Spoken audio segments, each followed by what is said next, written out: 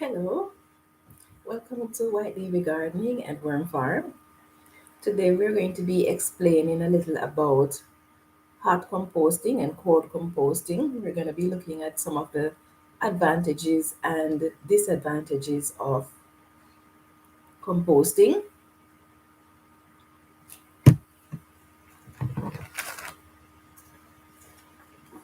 So, how are you guys doing today?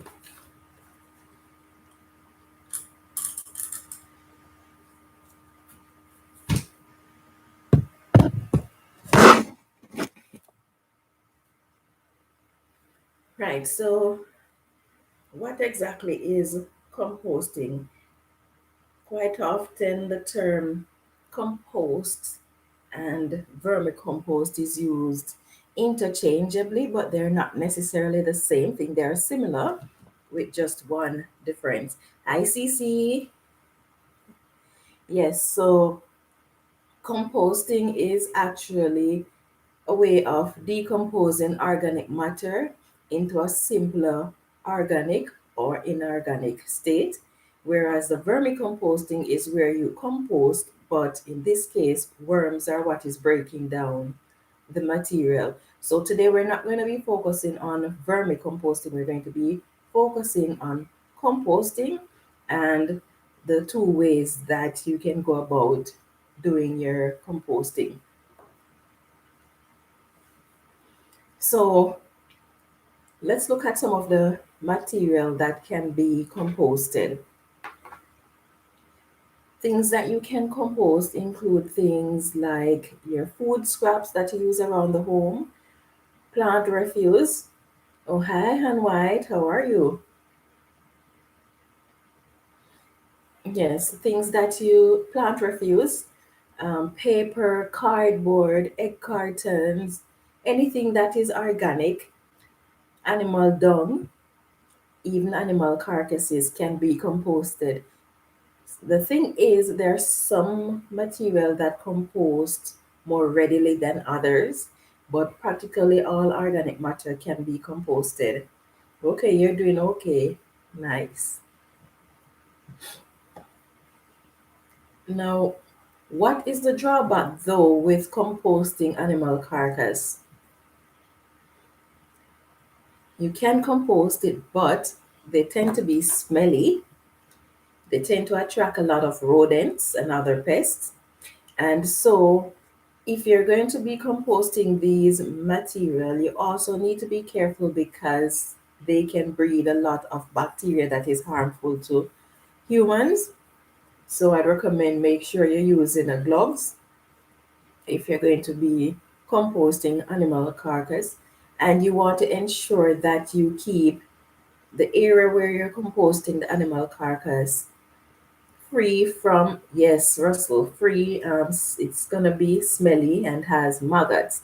So you want to ensure that if you're composting the carcass, you have it where you can protect it from flies and stuff like that getting into your compost bin or your compost area, because you don't want to be breeding the rats and the mice and those flies, especially those that spread germs.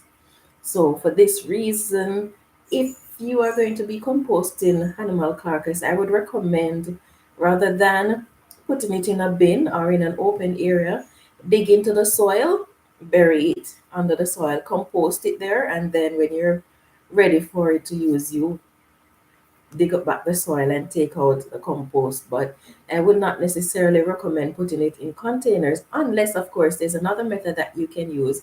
You can create a hole in the ground, put a container in that hole, and then compost it there.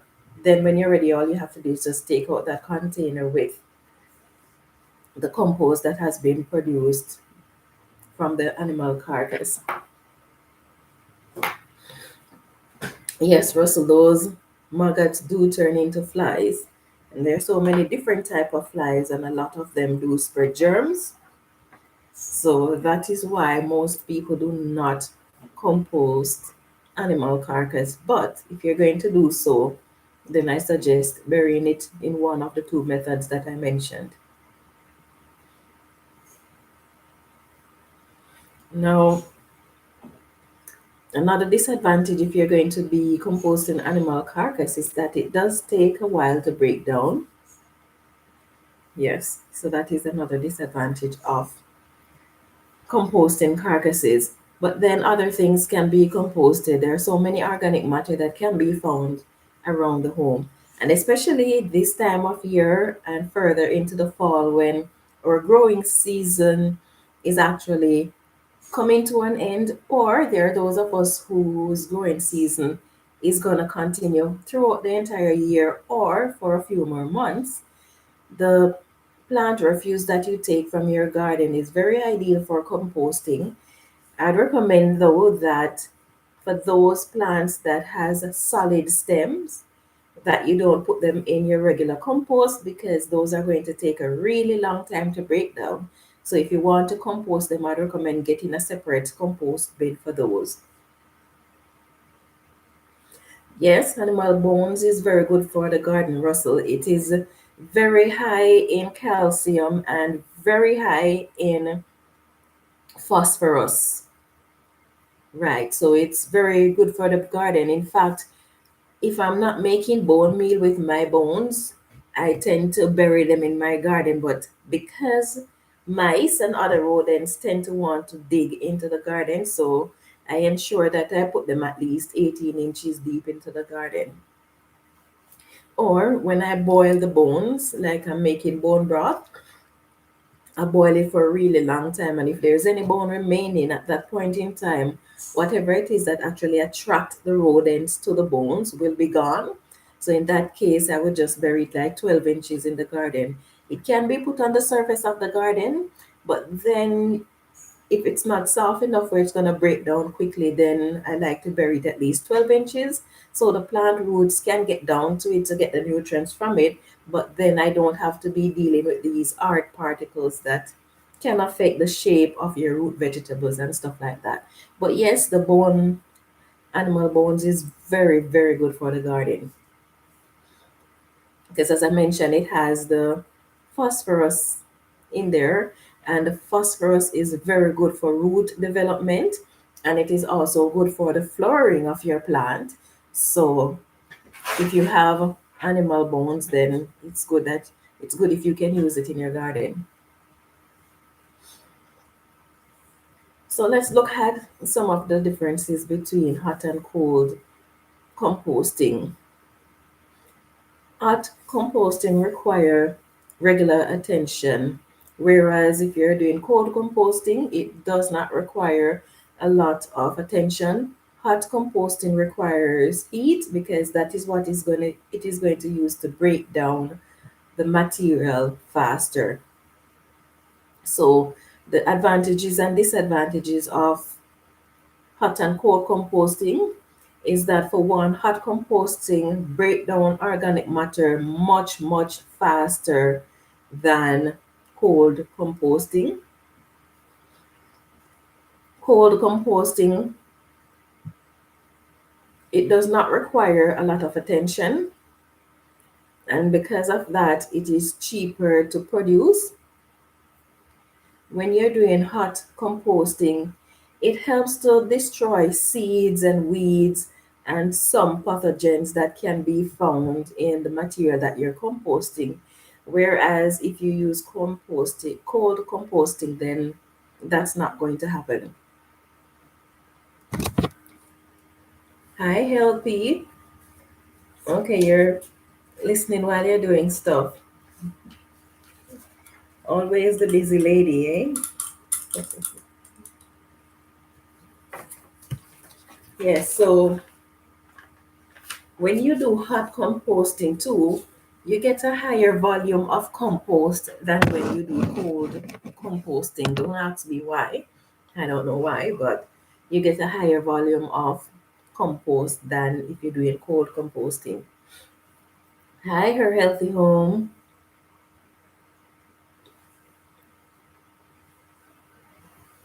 Yes. And another thing is that cold composting, it does not require turning and it does not require that you add moisture to it. So That is one advantage of doing cold composting.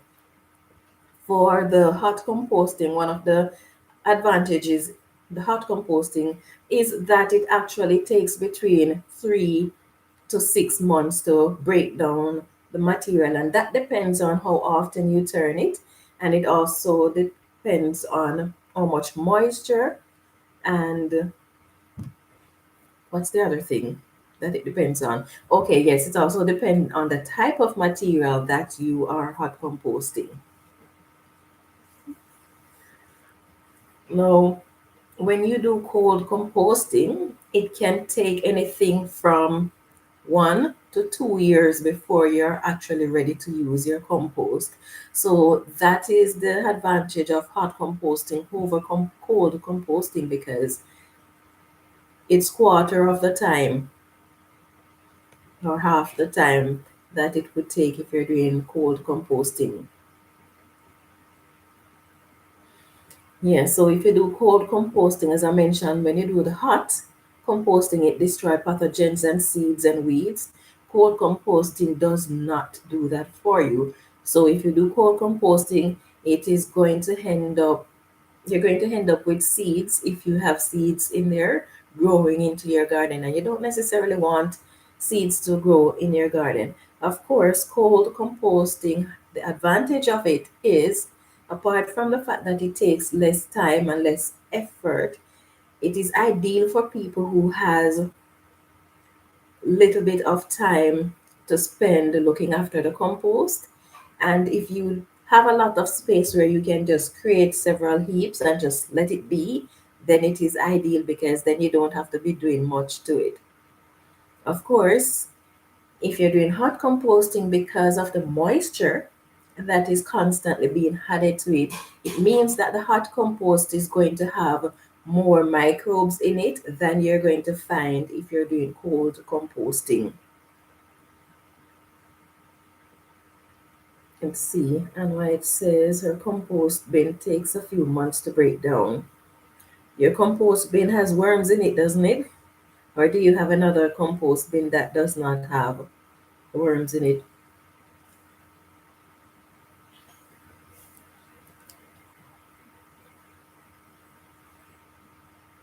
Okay, you have worms in it. Yes, that's why it breaks down so fast.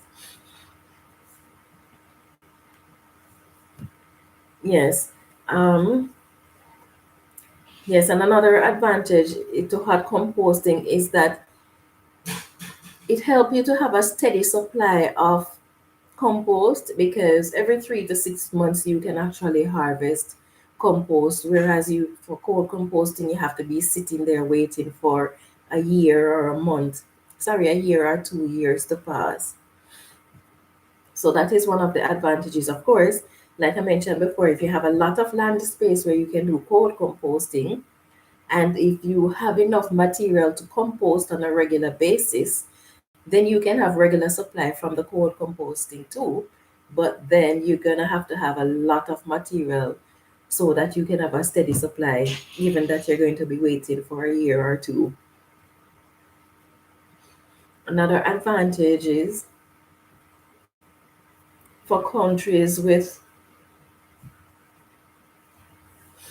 for countries that has cold winters like we do here in Canada and other countries, hot composting is more ideal, because then the process is not doesn't slow down in the winter, because it only takes a few months and then you have compost to use. But when you're doing cold composting, it has to go through that cold period where the composting process is going to slow down drastically. LP says, I have outdoor compost in plastic trash bins and indoor vermicompost. I think I need a timer to remind me it's time to flip the outdoor compost. Okay. For me, I like to do the hot composting because of how fast you get a turnover, and because of how extremely cold it can get here.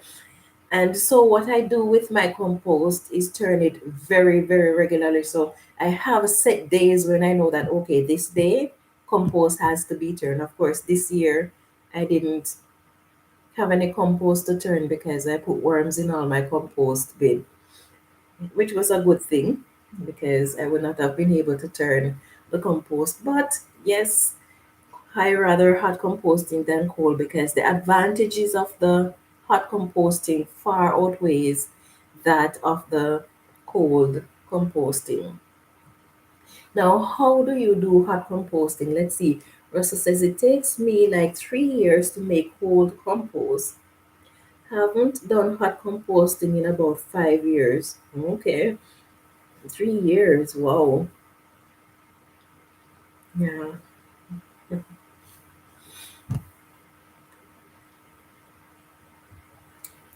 How often do you turn yours? I would like hot compost more than the cold too. I turn mine like every week. And so Thursdays, well, I didn't do any this year, but regularly Thursday would be my compost day. So every Thursday, I would turn my hot compost, wet it down, and make sure that it is properly aerated. Okay, so how do you do hot composting? Well, to generate heat, your compost pile need to be at least 3 feet high, 3 feet wide, and so 3 by 3 by 3. So if you have that, then it will help to generate a lot of heat. It can be larger than that, but the 3 by 3 by 3 size is easier to maintain. Now, a high source of nitrogen is needed in order to help to produce that heat. Now, as I mentioned before, the hot compost heap needs moisture. It needs the material that is being composted, which should be rich in nitrogen, and then it needs air. Once it has these three things in place, then the material is going to be eating up. So that's one of the reasons why you have to turn the compost regularly, because every time you turn it and wet it down, you're providing it with all that it needs to ensure that it keeps heating up. Let's see. LP says, I would think that I have done in the last year is cold compost, though the material has broken down. I still use it. Add it to the garden. Okay. See, Rosa says, I just go to a landscape supply and buy by the yard, $30. My worm requires several yards of compost a year. Okay. Yes, sometimes time can be in short supplies, and sometimes we have to go and purchase compost if we need to. But that's not a bad price, $30 per yard. That's not bad at all compared to what you pay when you buy the little bags in the supermarket.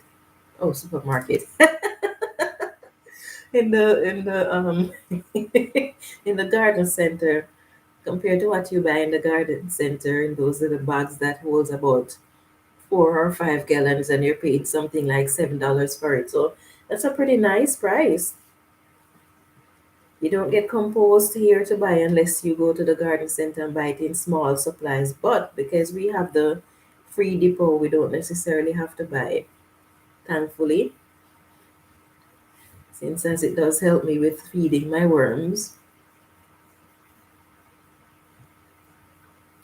Okay, so yes, so I mentioned the three things that we need if we're going to be doing hot composting. We need the organic matter that's going to be breaking down, the air supply, and the moisture. Now, how long does it take a compost pile to start eating up? Now, if your compost pile is at least 3 feet by 3 feet by 3 feet, with the right amount of moisture and air and organic matter, it can actually start eating up in as little as 24 to 36 hours. And there are several things that we can do to ensure that we have enough nitrogen in the bin to eat it up. And one of the things that we can do is add fresh animal dung to it. Of course, you want to be careful what type of animal dung you are using, because there are some that have serious pathogens in them and they may not be broken down by the heat process. But things like your cows, goats, chicken, rabbits, etc., sheep, those dungs or horse manure, those fresh have a very, very high source of nitrogen. And so you can put a small amount. If that's not what you're composting, then adding a small amount of that will start the heat process. Yes, so those things can be added, or fresh fresh grass clippings works pretty well as well. So if you have, you can just cut your lawn at the point in time when you're going to start your compost bin and add that to the center. You want to make sure you add it to the center of your bin because that is where the heat starts first. Yes, another thing, you can use beer, as in the drink, the beverage. You can actually use beer because it has some amount of nitrogen in there that is going to help to heat up your compost. Or if you have old compost or material that you composted previously, you can add some of that to it. Hi, wood chip gardener. Yes, so you can add that to it as well. Or you can add urine to it because urine is very rich in nitrogen and that will start the heat process faster. Let's see, LP says, at the start of spring, I took a 5-gallon bucket to my local coffee shop. After several days, they'd call me and I'd pick up a full bucket of spent coffee grounds. I had that to my compost. Yes, coffee grounds is a very good source to use as well. So let's see. Woodchip Gardener says horse equal weeds, so be careful. Yes, horse dung can have weeds in there, but then that is the advantage of doing the hot composting because then whatever weed seeds are in there, it's going to be destroyed by the heat. And Russell says worm casting tea helps compost break down faster. That is true too. So rich in microbes. So pretty much any source that you have that is rich in microbes and bacteria is good for your compost bin to help it to break down faster. And even if you're doing hot cold composting, you can still turn the material. You will not need to turn it as often as you would hot compost, but it is still a nice idea to turn the material because then everything gets to break down at the same rate. Let's see. Russell says, pond enzymes helps harder stuff to break down quicker. Okay, well that's good to know. Maybe I should jot that down.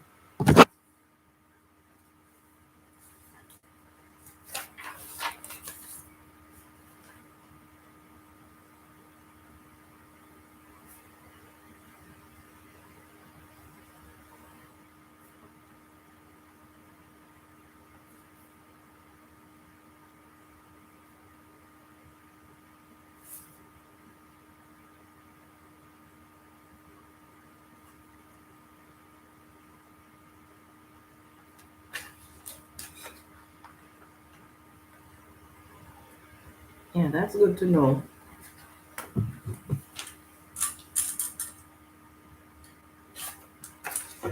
Okay, so what is the ideal temperature if you're going to be doing hot compost?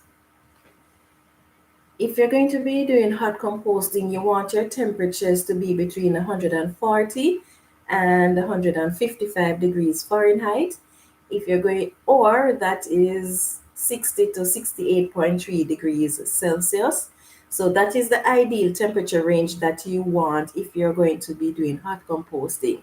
You don't want it to be too cold because if it is If it is not within this temperature range and it is cooler than that, then what you're going to find is that the pathogens and the seeds and the weeds are not going to get destroyed. If it is hotter than that, it can destroy the microbes and other beneficial organisms that can be found in your compost. So you want to monitor it to ensure that you keep the temperature within 140 to 155 Fahrenheit or 60 to 68 degrees Celsius. Now, how long does a compost pile maintain its heat? It will maintain its heat for a few days, maybe up to a week, and after that it will start to cool off. Now, there are several things that you can do if your bin is starting to cool off. So you want to turn your pile and you want to add moisture to it. You don't necessarily have to add more nitrogen source to it to heat it up because that source is already there. What you need is the moisture and the airflow, because every time you turn your bin, then it is going to start the heat process all over again. Now, what is the best way to turn your pile? When turning your compost pile, you want to put the material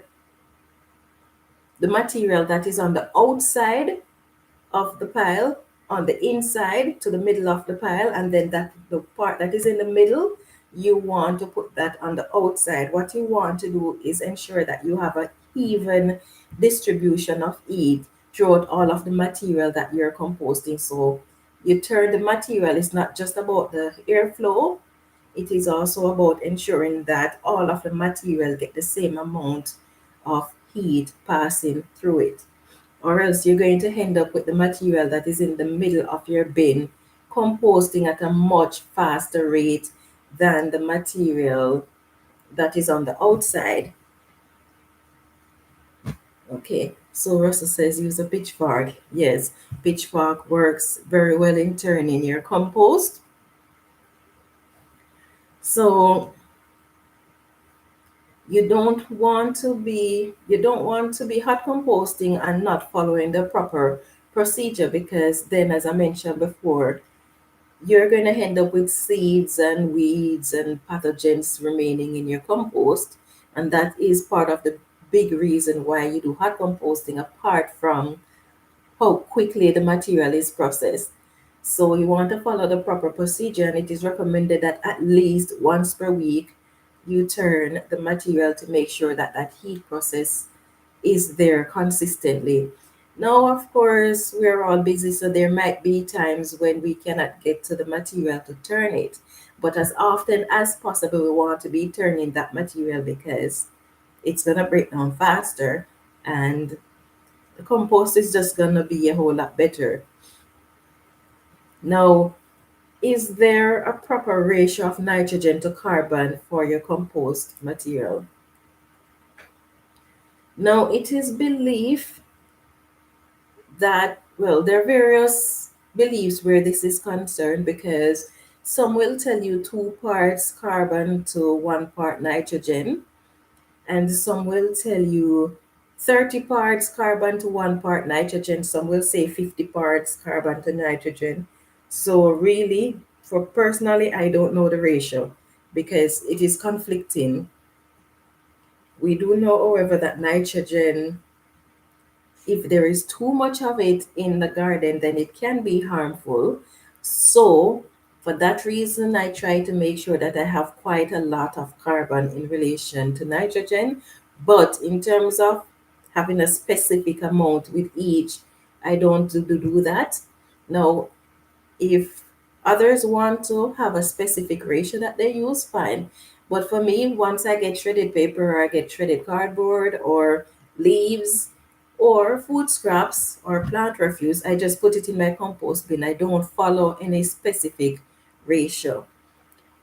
But of course, following a ratio might be ideal. Maybe I should experiment with that and see, since as I have more than one compost bin, maybe I should experiment using 2 of my bins and see, use specific ratios, different ratio for each bin, and observe it and then use it on my plants and see if there's any difference in how the plants turn out. I think I'm going to try that.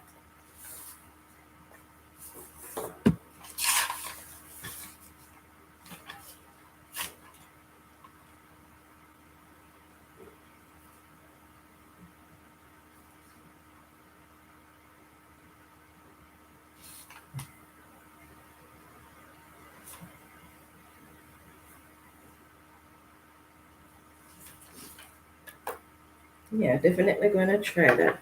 I'd like to see what difference it actually makes, if any. Yes, so people use different ratio for nitrogen to carbons. Now your carbons are referred to as browns and your nitrogen is referred to as greens. So for your browns or your carbon based products, that would include anything like paper, cardboard, dried leaves, dried leaf and stuff like that. Those would be your carbon. And then your nitrogen would be your green grass, your green plant-based produce, things like that, anything that you, vegetables that you may have access to. So these are your nitrogen source. Let's see, LP says, I heard another YouTube gardener say to just get started, don't be so worried about ratio. Not that they don't matter, rather we have to start somewhere. That is true, we've got to start somewhere. And you know how it is where once you sit down and start worrying about this and worrying about that, you never really get started. Yes, because you're worried that, oh, maybe I don't have enough carbon, so I can't start my compost bin. But you're right. Start somewhere, work your way, observe what happens when you do this, what happens when you do that, and then you can form your conclusion after that. Would rain be a factor in ratio? No, the rain would not necessarily be any factor in the ratio of nitrogen to carbon. Um, your carbon source is going to have a reasonable amount of moisture in it, but it's just the carbon and the nitrogen. Rain does contain some amount of nitrogen. I don't know how much nitrogen it contains, so therefore I'm not sure, but it's an interesting question. Maybe I should research that. The rain and the nitrogen. And I guess that is also going to depend on location as well.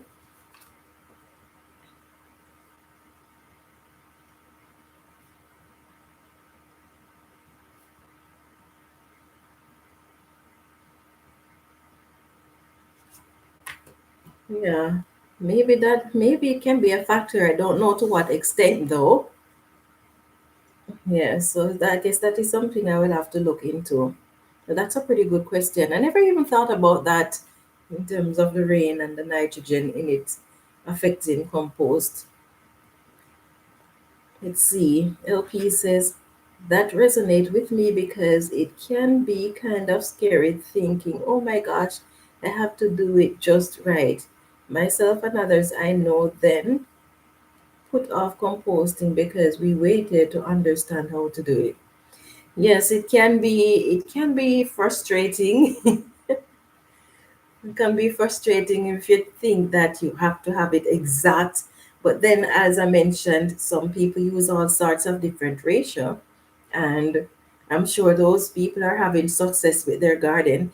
They're so back in the olden days, nobody used to concern about ratio of carbon to nitrogen. They would just compost whatever it is that they have available, and that is what they would use in the garden. And they had pretty good compost, they had pretty good garden. My grandfather was a farmer, and he never worried about what ratio of material to compost. The only thing he composted was the plant refuse that he had, and that was what he used to fertilize his produce. He didn't use any other type of fertilizer, just the material that came from his garden. So he didn't consider nitrogen to carbon ratio, and his produce, Whenever he produce anything and goes to the market with it, it is always something that people are talking about because the produce always looking healthy and nice and stuff like that. So maybe it doesn't even matter. Who knows? As well as maybe if he was following a ratio, maybe he could have even nicer produce. It's hard to say really, but yeah, I would say just use what you have. Do what makes you comfortable, as long as at the end of the day you're getting enough nutrients for your plants, then I think that's what matters. Let's see. Morgan says, in Washington, we get a lot of rain, autumn, winter, and spring. Okay. Um, we don't get a lot of rain here, hardly ever, but whenever it starts to rain, it does rain sometimes for a little while, but we don't really get a lot of rain here, so I've never really had an issue where that is concerned. Yeah, but I guess if you're somewhere where you get a lot of rain, then if nitrogen is going to affect your ratio, then that is something to be concerned about. Let's see. But we do get a lot of snow and that contains nitrogen.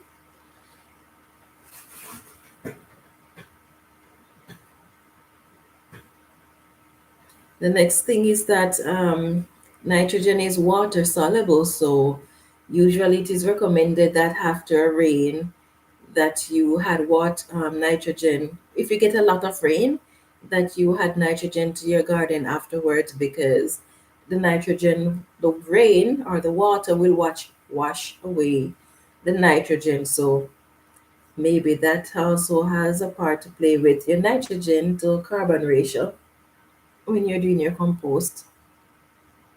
There's so many things, so many different aspects to consider.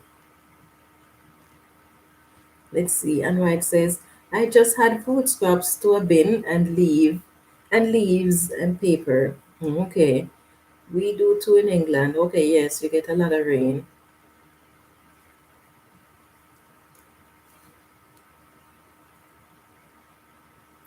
See, Richard Gardner says that interesting. Yes, so the nitrogen is water soluble, but then rain contains nitrogen. So would the rain wash away the nitrogen if the rain contains nitrogen? Or is it maybe the tap water that would be washing away the nitrogen? I don't know.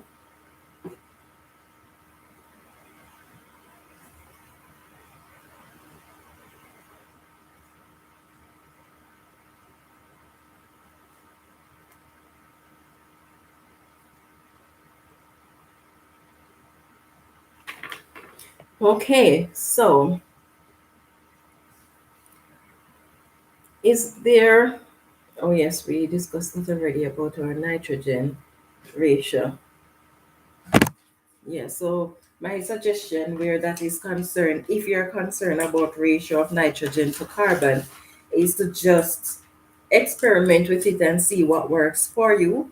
If you use far more carbon than nitrogen, what is the result? If you use a small amount of or equal amount of nitrogen to carbon, what is the result? So just experiment with it, observe what happens with each method that you use, and then whatever seems to be best, you just go along with that.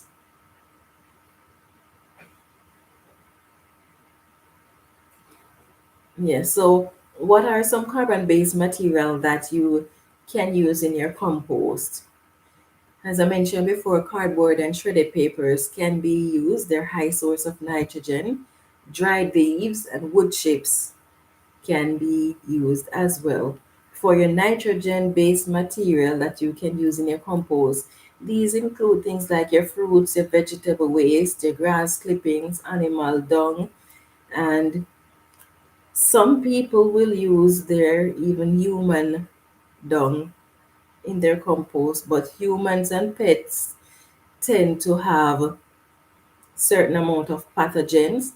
So one has to be careful. It's not that it cannot be used, because there are plants that actually process, they focus specifically on processing human and pets dung for compost. So it's not that it cannot be done, but then there are certain process that it has to go through to ensure that the pathogens in it is killed.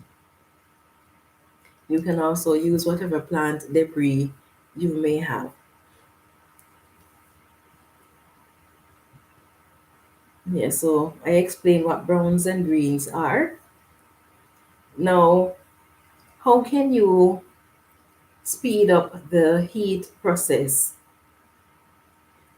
Okay, I think I mentioned that already, where you can use the urine or bare finished compost, worm castings, and other material to speed up the heat process in your bin. Now, here's a question for those of you who are doing hot composting. Should you keep adding more material to your hot compost pile once the heat process has begun? And the answer to that is no. If you keep adding more food scraps or whatever material to your compost after the heat process has started, it will actually cause the composting process to slow down, and it will take much longer for the material to be processed. So once it starts to go through the heat process, don't add anything to it. So some people will start the heat process in their compost, and then once the compost reaches a stage where, after they have been turning it for a few weeks and then it's not getting hot anymore, then they will start to add more greens to it because they want it to go through the heat process. Now I'm going to tell you, once the compost has gone through several weeks of passing through the heat process, and no matter how you turn it, it does not heat up anymore, it means that it has reached the point where no matter what you do with it, it will not heat up. It has completed the process that it is supposed to complete. So do not add anything else to it. Start a new pile and allow that one to heat up, and just allow this one that has already gone through several weeks of heating up to do whatever is left for it to complete its process, so that it can form compost. So don't add anything else to it, just let it stay. Hi Melanie, how are you? Let's see. LP says, don't forget to hit the like button, everyone. Oh, thank you, LP. Yes, so once the material has gone through several weeks of heating, and no matter what you do, it's not heating up, don't add anything else to it, just let it be. Because all hot composting pile will come to a point where it just doesn't heat up anymore. So it's not that there is something wrong, it's not that you're doing something wrong with your compost pile, it is just that it has completed that process.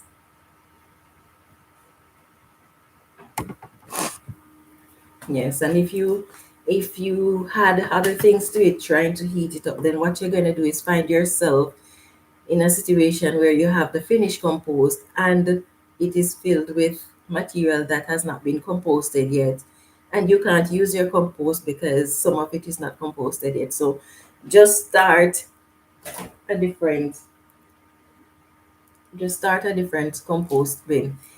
Now, one thing that I like to do is make sure that I have 3 compost bins. Hmm? I'm dumping in my soup. You want dumping in the soup? Yeah. No, ask Hannah. You can do it. Hey, tell Hannah to use this.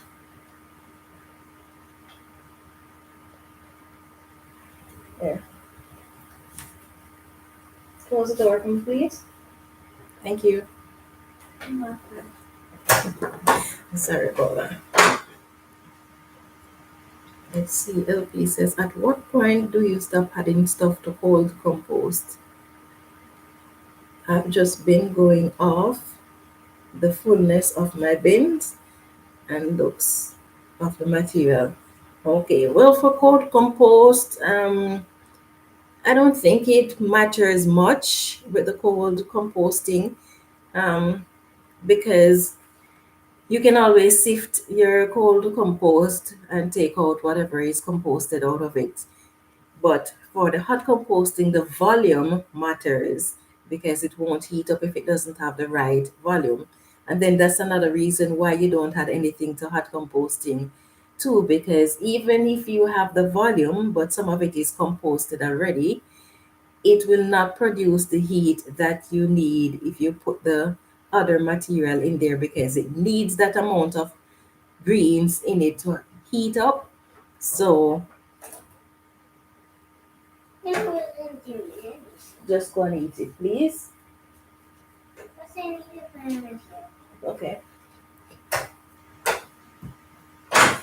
Yeah, so for the hot compost, the material that is already composted, if you just had a little bit of greens to it, it's not going to make much difference. It's not going to be hot composting anymore. So for the cold, I don't really think it matters if you keep adding material to it. But if you've had a bin that you've say you had one that has been composting for 6 months, I wouldn't necessarily add fresh material to it. I would just move on to something else. Of course, like you said, if you're composting in a bin, then when your bin is full, that's it. You just keep adding material until it's full, and then you just let that bin sit until it's composted, and then you start a new bin. But if you have like an open space, then I guess it doesn't really matter then.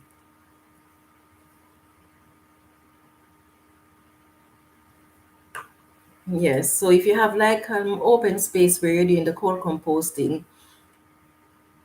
you still, like you said, look at the material, see how it looks. If it looks as if it is close to being finished, then naturally you wouldn't want to be adding any fresh material to it. So just start another pile, and that will work pretty well.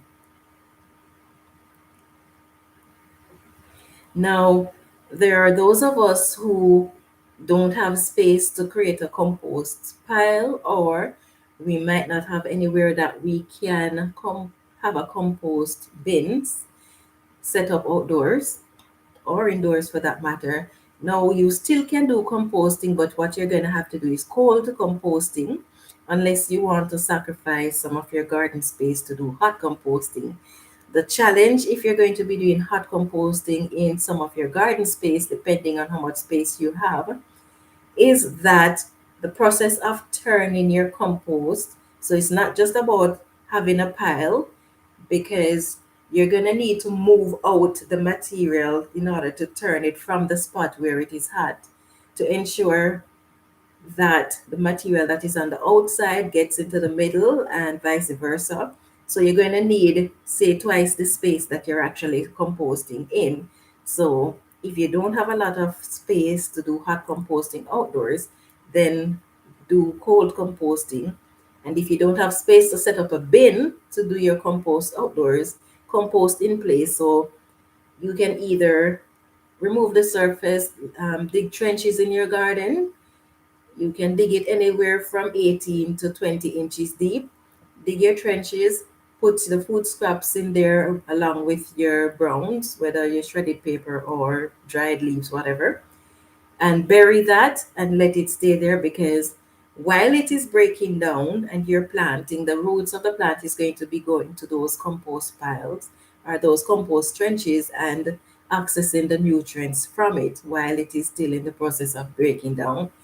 And it is recommended that maybe every 20 inches over, you dig another trench. So every 20 inches apart, and that way the plants will have access to all of the nutrients that you're putting into these trenches. The next thing, let's see on what it says. I have two compost slash worm bins, one for winter and the other for summer. When the summer is over, I stop putting food in that bin. Instead, I put it in the winter bin. Oh, okay, interesting. Yeah. Never heard of it being done that way, but that's interesting. So nice that there isn't a right and a wrong way. You compost whatever way makes things more efficient for you. Yes, so as I was saying, composting in place. So you can either do trenches or you can just add the food scraps to the surface of your garden and it will stay there and break down and the plants will have access to it. Or you can work it into the soil. So your food scraps that you have, you can work it into the soil and it will stay there and break down. One disadvantage though of just putting the food scraps on the surface of the bin is that depending on what type of food scraps, it may attract flies and it may attract rodents and stuff like that. Yes, so that is one of the disadvantages of just putting your food scraps on the surface. But for years, that's what I did after I moved to this location. I just put the food scraps on the surface and let it stay there and break down. And my garden was quite happy. Yes. Let's see. LP says that makes sense. Sound like a good system. Agree that it is nice that we have options and can find what works for us. Yes, I definitely agree with that because everybody's circumstances is so different. So when we have multiple choices, then it makes it so much easier for us to find what works for us. Because if we had to stick to a hard and fast way of doing our gardening, then some of us will not be able to garden because time is just not there. Or even if you have the time, sometimes there might be health restrictions.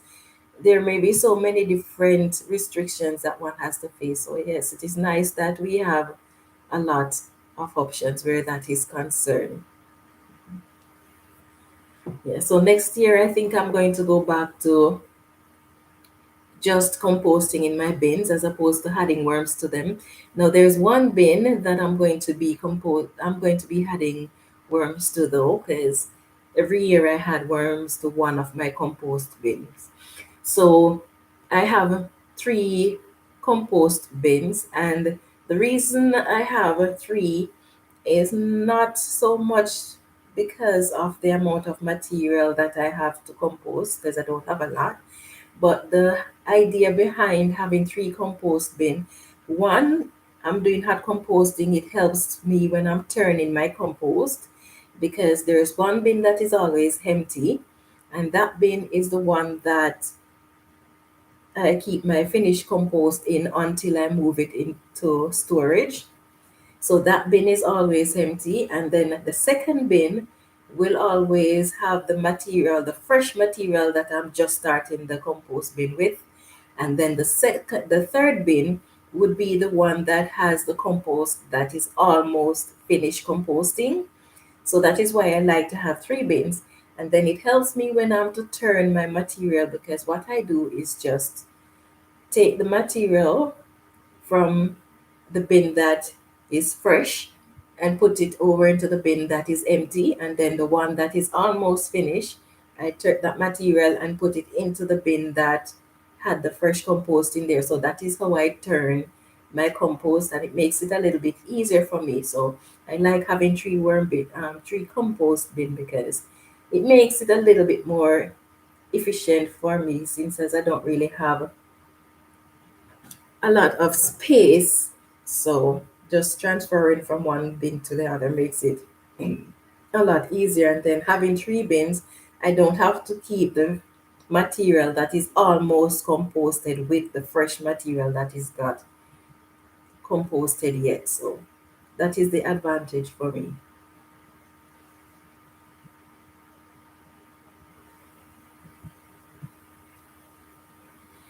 Yeah, so that is all the information on how you can hot compost and cold compost and the advantages and the disadvantages of hot and cold composting.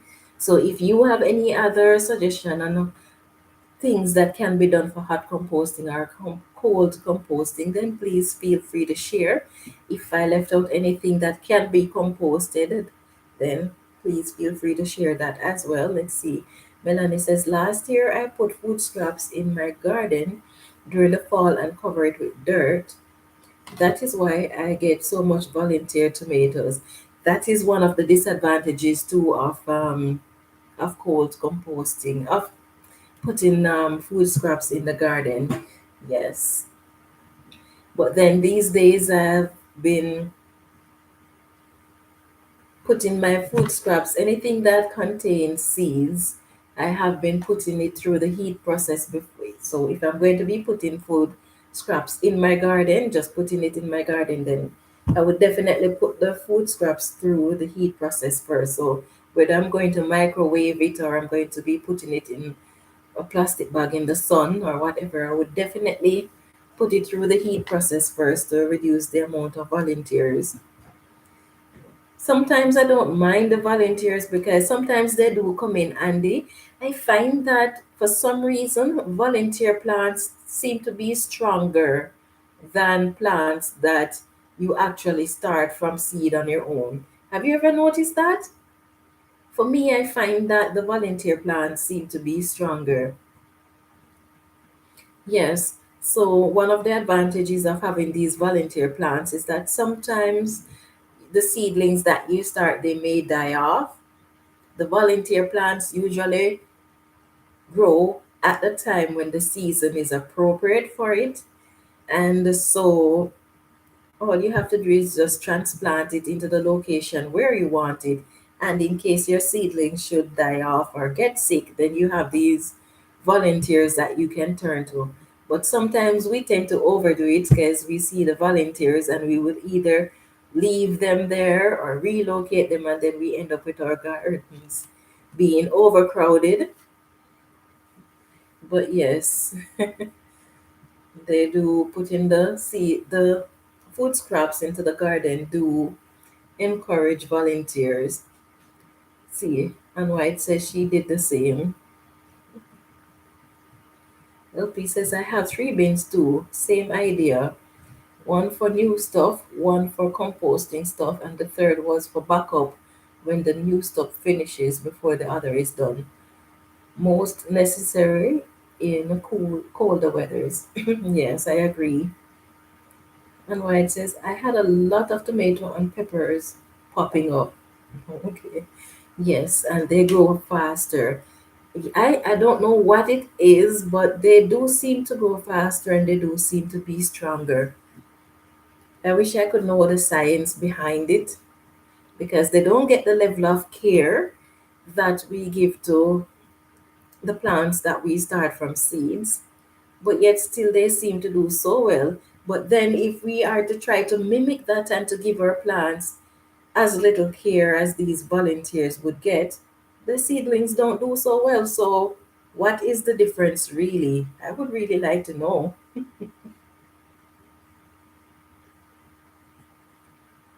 Let's see. LP says, I have so many tomato volunteers. Next year, I won't let so many live, but they are strong, even just growing along the ground. Yeah. I noticed something this year that I've never seen before in my yard, where in 2019, you know that I covered all of the backyard, the lawn in the backyard, and then covered it with compost because I'm reseeding or yeah, regrassing the yard then, as it were.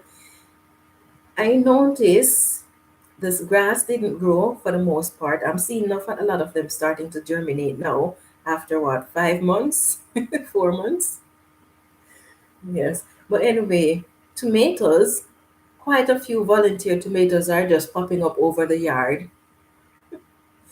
Yeah, I don't know. They're not growing tall, but then they don't really have anywhere to send the roots unless it is horizontally because there's a lot of cardboard laid down underneath. But lots of volunteer tomatoes are popping up all over my yard. So I don't know if maybe birds drop the seeds and because there is no grass there, so the seeds germinate, or if maybe tomatoes was among the material that the compost depot composted, so the seeds are popping up. But yeah, I have tomatoes trying to grow all over the backyard.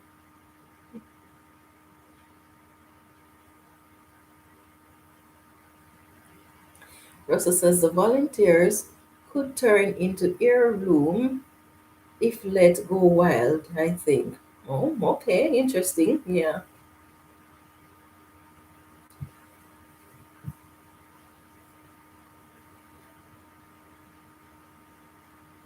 Maybe I should try it to see if it if it would work.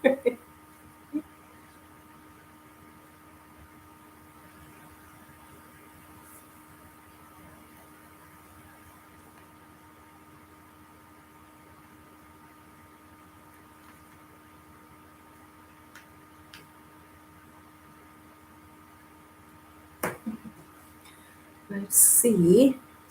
And White says pests are not even attracted to them, but if you were to transplant them, then the pest would go for them. You know, you're right.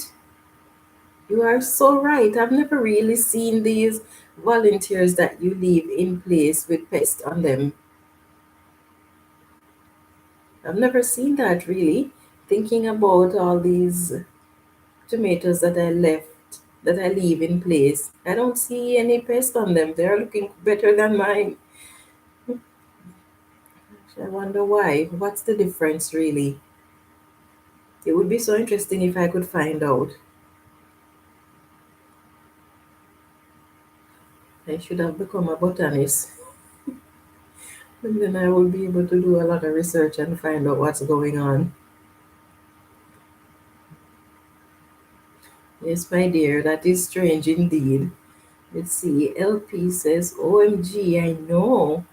I left volunteers for the chipmunks right on the ground, and they're climbing into my beds and go for the sun gold.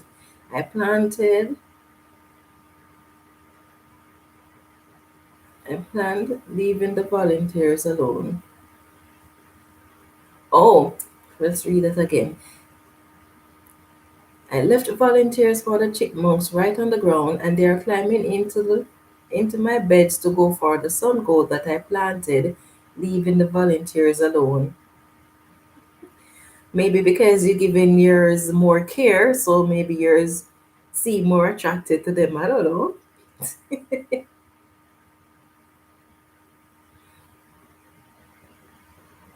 Let's see. Russell says, I cut volunteers when they are about 6 to 8 inches tall, then dump castings on them, pure, not from red regulars.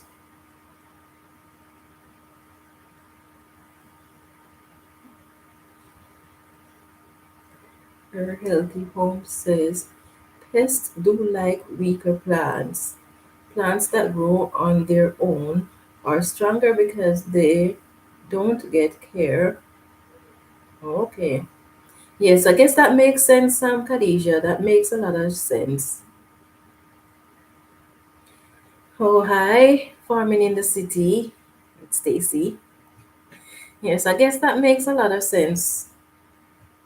These ones tend to be stronger, and pests do like the weaker plants.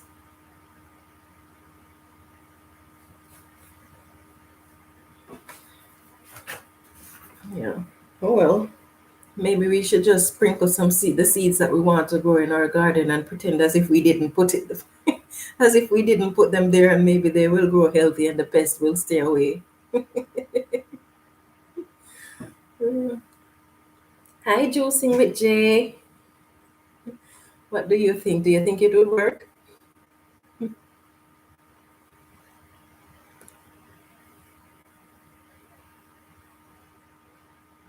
Okay, and White says that's true. Your healthy home. Right. Saying greetings. Okay, Russell says, I have tomatillos that came up from last year. They are no more than a foot tall. I wonder how close to the ground cherries are. Mine, the ones that are the volunteers that I have growing in the in the lawn area, they are like 6 inches. They didn't grow past 6 inches because, as I mentioned, the cardboard is underneath there, so they can't really send any deep roots. But although they're only 6 inches, I noticed that they're starting to flower. So I don't know what size fruits they're planning to put on because a 6 inch plant can't hold two proper slicing tomatoes. So we'll see. I'm just leaving it there because I'm interested to see what happens.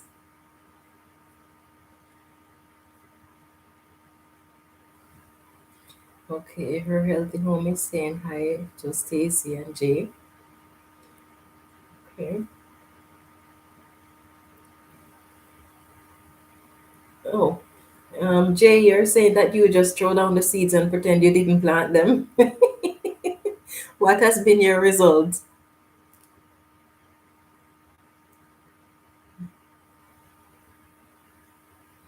Let's see. LP says, remember to hit the thumbs up, everyone. Okay, thank you, LP. Yes. You know, when you look at flowers that grows in the wild, they are always looking so healthy and nice. They don't seem to have pest issues and stuff like that. And when you look at the flowers that we deliberately plant, the pests do seem to bother them. So I would like to know, I'd really like to know if I just throw down the seeds and not do anything to the garden, what would happen? Would they grow? Or maybe maybe because the soil is one that is constantly being cultivated, it might not grow because the plant might be aware that we are caring for that area.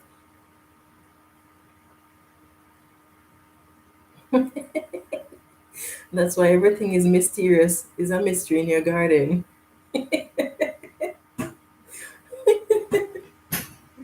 Yeah.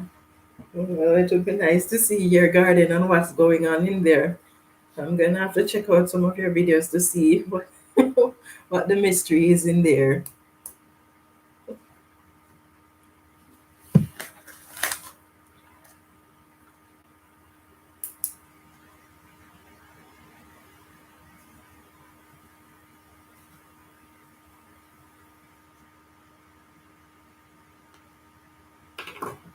Let's see. Um,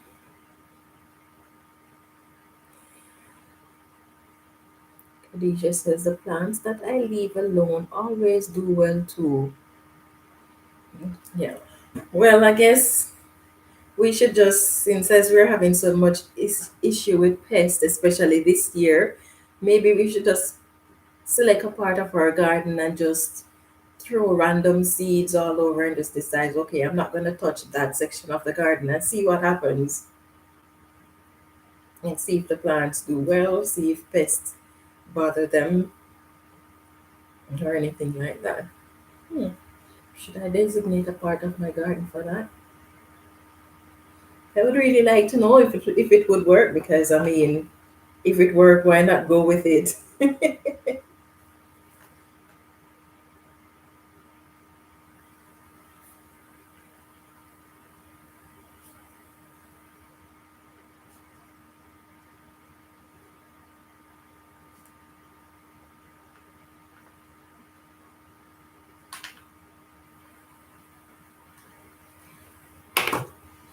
It sounds silly, but then I like to experiment because that is how we learn, right? That's how we learn and have fun doing so too.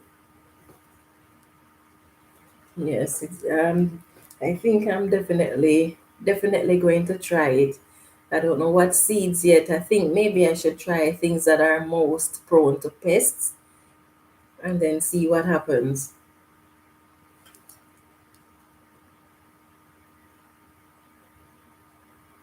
Okay, let's see. Her healthy home says that would be a fun experiment. Okay, and Jay is saying hello to Healthy, and Stacy is saying hi, juicing. And Stacy says good experiment. Well, maybe a few of us should try it if we have enough growing space and then compare what happened. Or maybe just try it with one and few plants if you don't have a lot of space. But it would be nice to see if it actually does work. You ever walk through the forest or through a woodland or areas where nobody is cultivating and the plants are just growing on their own?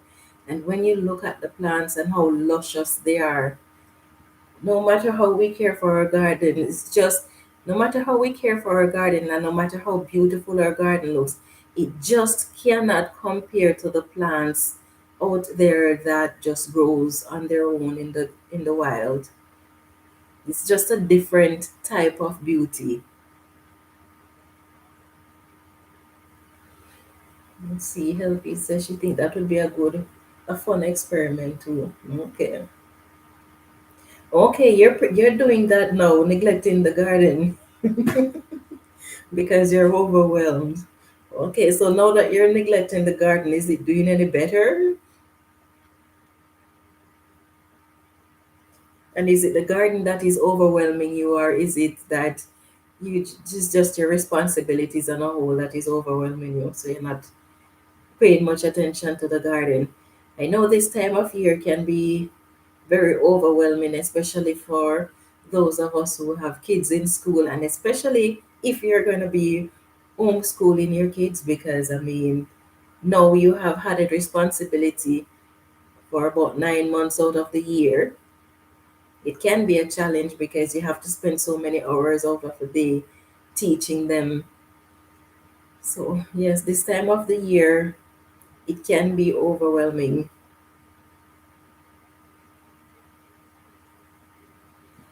Yeah, so I'm gonna be ending the live pretty soon though. Let's see. Stacy says, yes, that's true. Those plants fend for themselves, yet so luscious. Totally.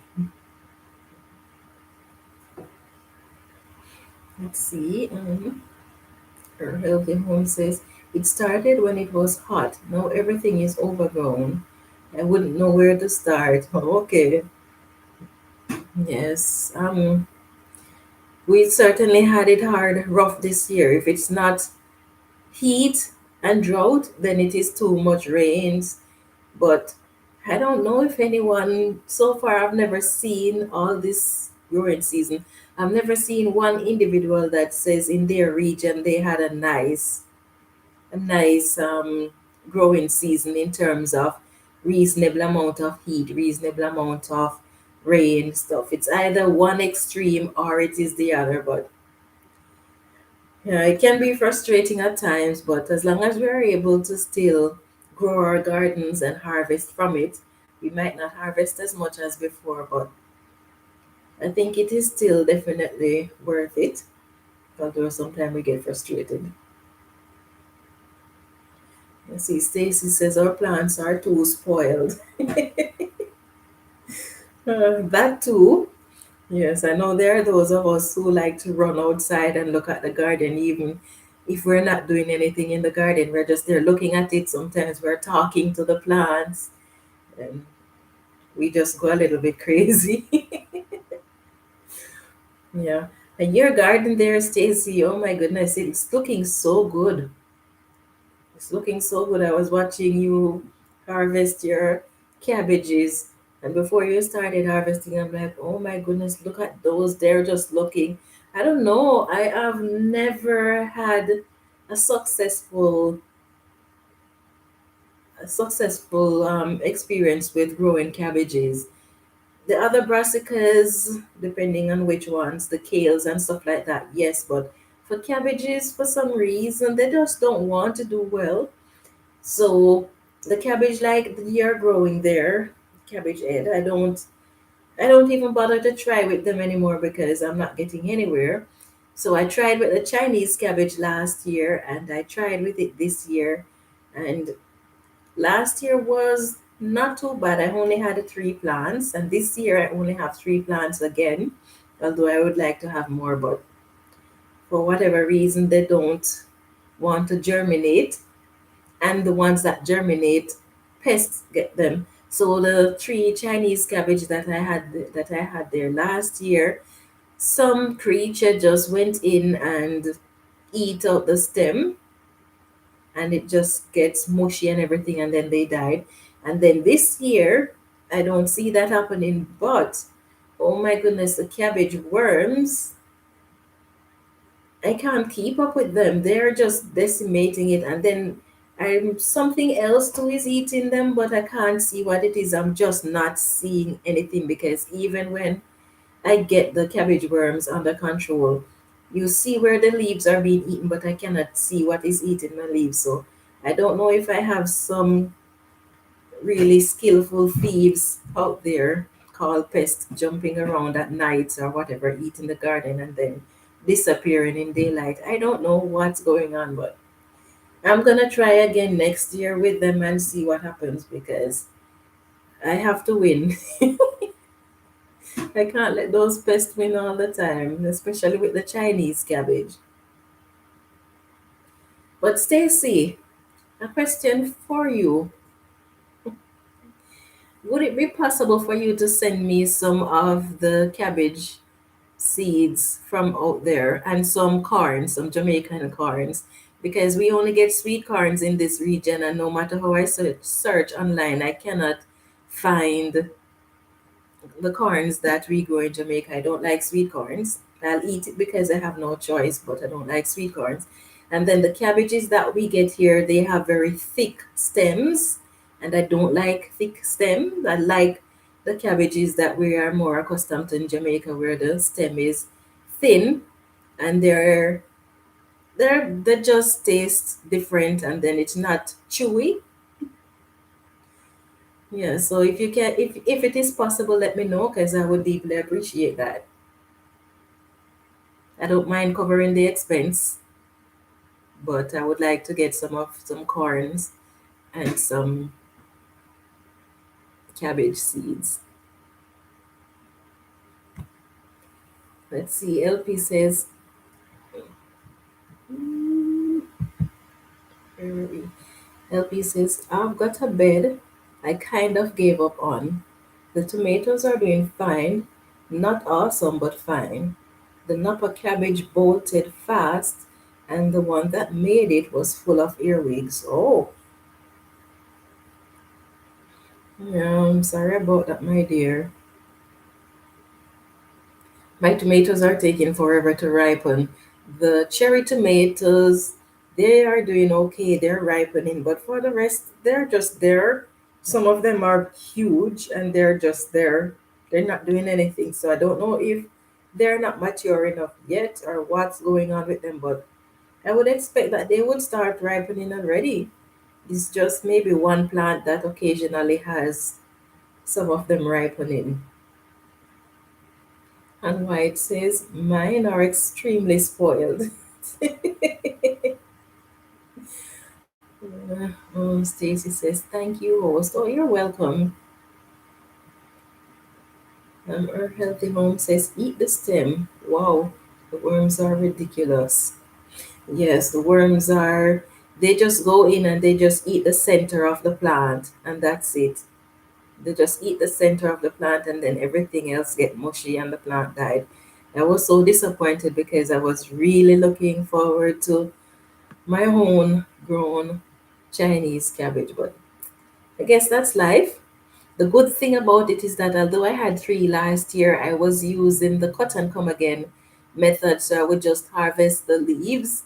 So it's not as if I didn't get to harvest any of it. So that is the advantage. This year, though, I have three, but I'm not getting them because the worms and whatever else that is eating them, they're eating faster than I can than I can actually get to cut them. So this year is more of a failure than last year, but I'm gonna see if I can root out one and transplant it.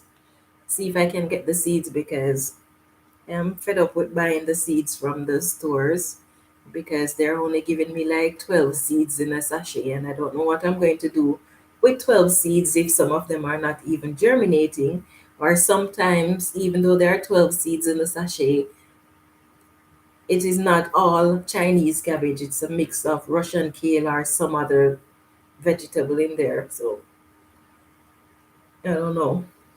So I'm gonna see if I can transplant one and overwinter it for the seeds. It says on why it says, I'm in the mood where we tidy the garden in autumn and winter. Okay. Oh, hi, Herb and girl. Sorry about that. I saw you, but I was talking away and lost track of the fact that you were saying hello. Sorry about that, my dear.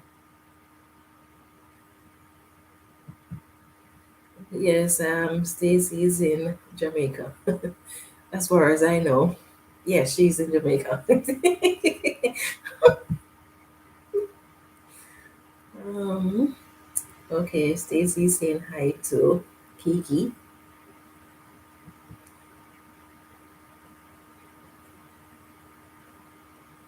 Okay, her elder mom said she loved to see gardening in Jamaica.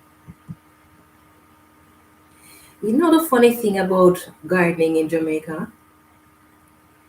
Depending on whether you're growing in containers or where your location, if you are located in the country region, most farmers don't do anything to their garden more than plant and weed their garden, and that's it. And if you need to, if you have pests, then you will treat the pest. But that's it. The amount of work that I have to put in when I'm here, I don't have to put in half of that amount when I was doing my gardening in Jamaica. But then we get a lot of rain, regular rain. Sometimes we have drought, yes, but the amount of effort that we put in, of course, I left Jamaica for so long ago that maybe things change and now you have to put in that effort. I don't know. But the amount of effort that I have to be putting in here, I've never used to do anything like that back home. For one, watering your garden daily, that was just, you would depend on the rain or whatever. But then it's a humid environment, so naturally you're going to be watering less than you would in this region because where I am is nothing near humid. It's lacking in moisture here. Saskatchewan is very dry, very dry. Let's see. Stacy says yes, it will take a while though through the post. Okay. Yeah, so Stacy, if you look in the description of any of my videos, you will see my email address. So if you can contact me through my email, then I can send you the details that you will need in order to send those to me. And I appreciate that. Thanks.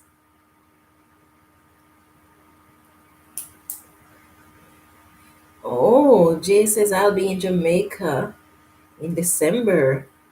Ja willing. Oh, nice. Can you take me with you?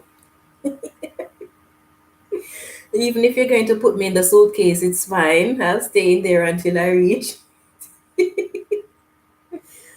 Oh, and I hope you're not coming back until it's nice and warm again. Well, maybe if even if you're coming back before it gets warm, I will just stay there and go in somebody else's suitcase that is coming up when it's warm.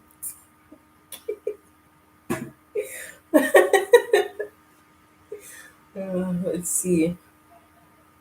Uh, Stacy says great, juicy, and her healthy home says, "Oh, have fun." Little garden on the prairies. Hello, Marcia. Oh, hi, dear. How are you, Stacy? Tracy? My cherry tomatoes are very slow to ripen as well this year. Oh, yeah. My cherry tomatoes are ripening fast, but the Roma and the beefsteak, I don't even know if they're going to be ripening before this growing season end because they're just dragging their little feet if they have any.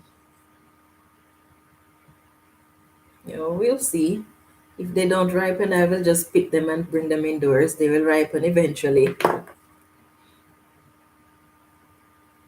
I just hope we don't get any frost before then. Let's see. Urban Girl says, that's dope. Juicing with Jay. I'll be in Mexico next month.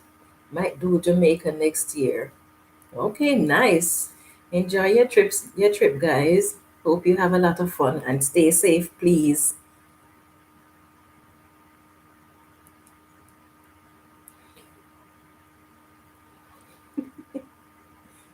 Let's see.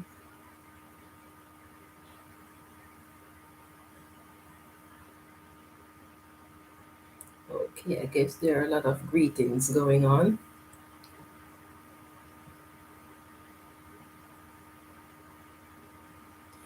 Let's see. LP says, doing well, thank you. Okay, another greetings. Urban Girl says, I want to be done with watering, honestly, but the cool weather is when it is most important. Oh, really? I would think when it is cool is when you would be doing less watering.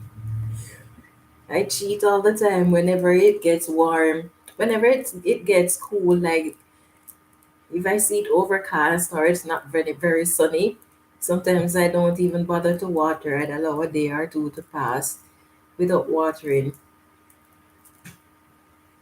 But the sad thing is now that my growing season is almost up, this is the time of year when we get the most rain. And while the plants desperately needed the rain earlier, there was no rain. But now I have I've got about 3,000 gallons of water sitting in my tanks. And I know the growing season is going to end without me finishing off the water that is in there. And I needed that water a few months ago, but I guess that's life. I guess I will just transfer that water to my drums that are in the garage and use it to water my worms. Let's see. More greetings. Okay. Oh, hi, Janice. How are you? It's been a while. I just got in from my garden. First time growing corn. They are 12 feet high. Holy moly. What are you feeding those corns? Was going to pick the corn yesterday, but the squirrel opened them up. Oh, those squirrels. And the birds helped them eat. I know I should not be laughing, but I'm just picturing the squirrels opening up the corns and saying, "Birds, come along, have a feast." Yes, it can be distressing though. I'm disappointed with my corns this year. No kidding. I planted far less than I usually do, and then between the drought and the pest and all of that, so a lot of my corns are not going to be coming to anything. But at least I was able to get a nice little eat out of it. So when I say nice little heat, I was only able to harvest once, and the rest of them, some of them I'm hopeful, but not a lot. So this year I'm disappointed because every year I have a reasonable amount of corns to harvest, but I guess that's just the way life is. Sometimes you win, sometimes you lose, but we have to keep trying because if we don't try, we won't reach anywhere, right? Let's see. Um, Kiki says Jay is always warm. He lives in California. Okay. Okay. Stacy says no problem. Okay. LP says no, Janice, that's terrible. Yeah, those when it's not one sort of pest, it is another. It's kind and with corns, it's kind of more difficult to keep those safe from these type of pests because with smaller plants, you can always just put a fencing round, but with the squirrels can climb whatever fencing you put and then get in. So unless you're going to cover it entirely, where even if they climb on top there, they can't get over into the plants. But who wants to cover corns that are 12 feet tall? That's a lot of material to cover all of that. Yeah, so that's the disadvantages of growing these big plants because it's more difficult to protect them from the larger pests. Hopefully next year it won't be that bad for you.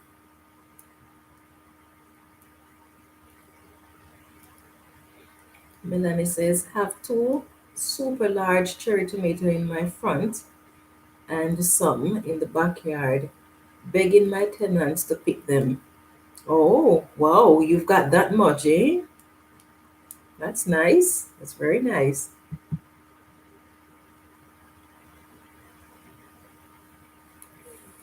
Let's see. Tracy says, we have been lucky not to have any frost yet in Saskatchewan. Yes, you are so correct. Remember last year? Last year we had frost, the earliest frost I've seen since I've been in Saskatchewan. Because we had frost on the 8th of August last year. I didn't even have anything left in my garden except for my kales. But apart from that, anything that wasn't harvested got destroyed. But this year my crop is so late, I am just praying that we don't get any frost anytime soon. And especially one as bad as the one we got in August last year, because that one was terrible. I remember you saying you moved some of your plants into your shed, and those got frostbite as well. Yes. So, and then I haven't been checking the weather much, so I don't even know when we're supposed to have frost because I can't seem to remember to check the weather. So I'm just praying that it doesn't happen one of the days when I don't check, because that would be just terrible. Because practically, I don't think I've harvested a third or even a quarter of my garden yet because they're just not ready for harvesting. So I'm praying we don't get any frost anytime soon. But that could be wishful thinking. We'll see. I'm tempted to harvest the larger tomatoes now and just let them stay indoors and ripen just in case we get the frost.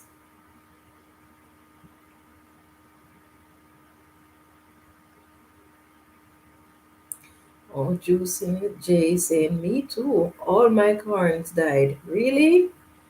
Oh, never mind, dear. Hopefully next year will be better. Tracy says, sorry about your corn. Janice, I have chipmunks munching on my cubes this year. Oh, last year it was the mice that were munching on my cucumbers. I didn't get one last year, as far as I can recall. Not even one. The mice got the best of them. So this year I set traps outside for them and caught quite a few of them. Haven't seen any running around since then. It looked as if they're telling the other mice to be careful because there are traps around. So I haven't seen any of them bothering my cucumbers this year. So I'm quite happy about that.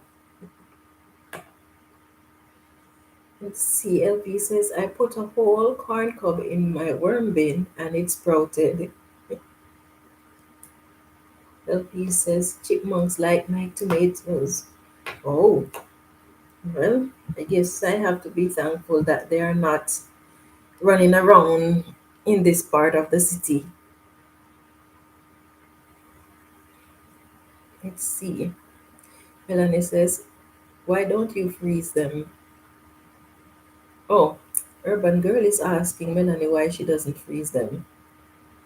Also says, happy anniversary, Urban Girl. Oh, it's your anniversary? Happy anniversary, my dear. Have fun. I must have missed a video of yours. Let's see, Melanie says, sorry about your corn juicing with Jay. Seems as if this year we're all having it bad with all sorts of different type of pests. And the urban girl says, that's terrible juicing with Jay. And she's thanking Russell.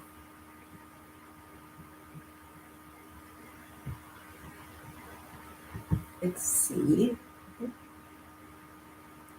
Melanie says, I have a lot of space, but I can't manage it, so I just use a small part. Oh, okay.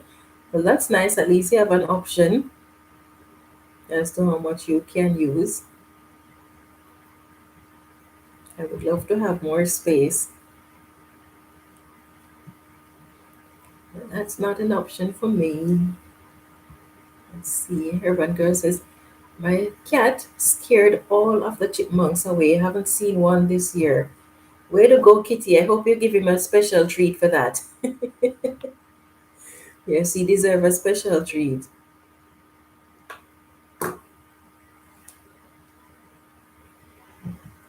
It is my first year YouTube anniversary.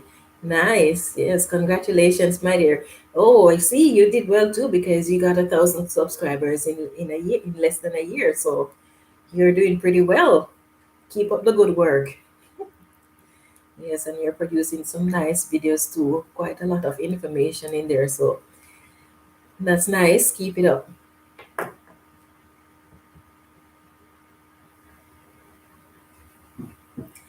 Yeah, so anyway, I'm going to be saying goodbye to you guys. Well, you're welcome, my dear. Yes, I'm going to be saying goodbye to you guys. It was nice chatting with you as usual. Okay, Melanie saying happy anniversary to Kiki.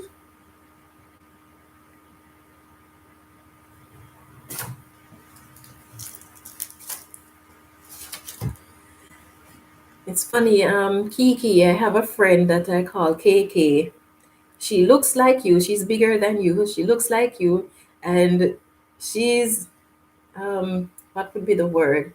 You know how you're very lively and always laughing and all of that? That's how she is. And you're Kiki and she's KK. So every time I see you, I think about her.